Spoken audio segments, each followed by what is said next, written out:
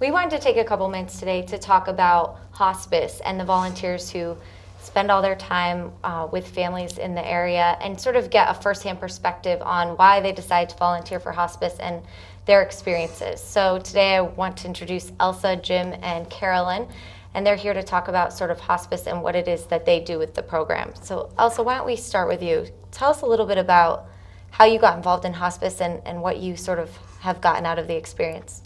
Well, I was away for 30 years in the West Indies, and I returned back to Vermont, and I'm staying with my son.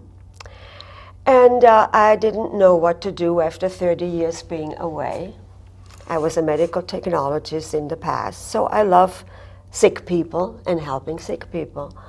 And I came to RAVNAH, and I met this wonderful man, John Campbell, and there were 12 other people, and we all got this book, this heavy book I had in front of us.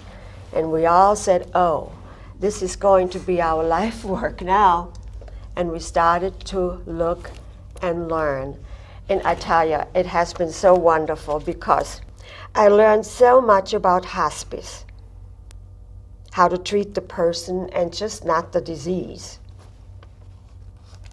My first patient was C. C was my first one. My eyes saw suffering when I saw her. How would I apply all I learned? And I just said, oh God, give me a connection with this lady. C did not want to eat. Her body became jerky and she fell asleep. I whispered into her ear a little prayer, holding her hand, watching her sleep. And I noted a phenomena that our professor taught. Be not surprised when a tear appears in one eye after whispering into the ear of the patient. The last sense to go is hearing, even when the patient is seemingly unconscious. And John, for you, I know you've been at RAVNAH doing hospice for more than a decade on and off. Right. Tell us a little bit about what your experience has been, whether it be with a family or dinners with love. Maybe give us an overview of what you do. It's been amazing over the years how many people that I've spoken to in relation to being a hospice volunteer, and oftentimes the response is, oh, I could never do that. I respect you so much, but I could never do that. And the little secret is, though, that I think most hospice volunteers would tell you that they get more out of it than they put into it. And what I have found over the years is being connected with a patient is that it's really an opportunity to put one's priorities in order. It's really very difficult not to get a better handle on what are the important things in my life and what are the things that are not important in my life coming out of a hospice experience.